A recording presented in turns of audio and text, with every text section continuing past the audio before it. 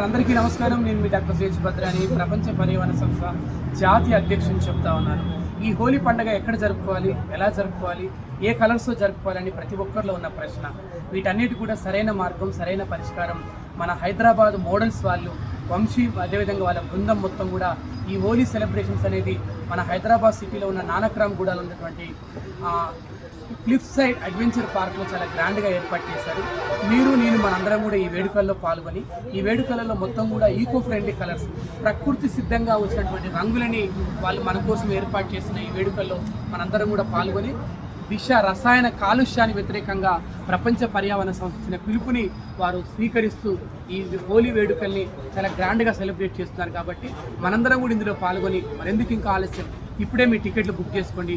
Book my షోలో అదేవిధంగా different ప్లాట్ఫామ్స్లో tickets అందుబాటులో ఉన్నాయి.